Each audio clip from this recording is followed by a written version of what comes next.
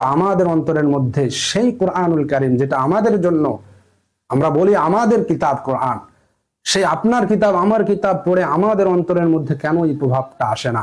যে এই কোরআনে তো আল্লাহ সুবহানাহু ওয়া তাআলা আপনাকে বলছে, আমাকে বলছে, ইয়া আইয়ুহাল্লাযীনা আমানু, ঈমানদারদেরকে বলছে, ইয়া আইয়ুহান নাস, সমগ্র মানব জাতিকে বলছে, মুত্তাকিদেরকে বলছে, মুহসিনিনদেরকে বলছে, আপনাকে বলছে।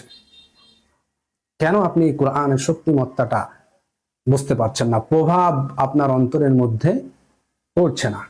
এই বিষয়টা কেন, প্রশ্নটা আমাদের করা লাগবে। আমরা কি আমাদের অন্তরটা পাথরের চেয়েও কঠিন করে দিচ্ছি, পাহাড়ের চেয়ে কঠিন করে ফেলছে আমাদের অন্তরটা?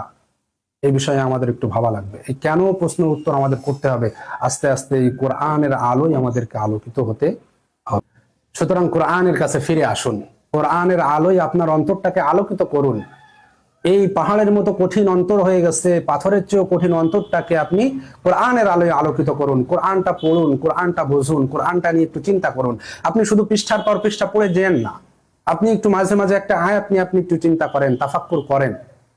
কিছু চিন্তা ভাবনা যখন করবেন তখন দেখবেন আপনার অন্তরের মধ্যে এই কোরআনের একটা প্রভাব পড়েছিল। সালাফদের অন্তরে যেমন ভাবে কোরআনের প্রভাবটা পড়েছিল, আপনার অন্তরেও সেইভাবে কোরআনের প্রভাবটা পড়েছিল। যেভাবে সালাফদের পরে এই কোরআনটার প্রভাব এমন ভাবে পড়েছিল যে কোরআন পড়ার পরে তারা তাদের যখন দানের আয়াতগুলো আসতো তারা সবকিছু দান করে দিতেন। যখন জিহাদের আয়াতগুলো আসতো তখন তারা জান মাল দিয়ে জিহাদ করতেন।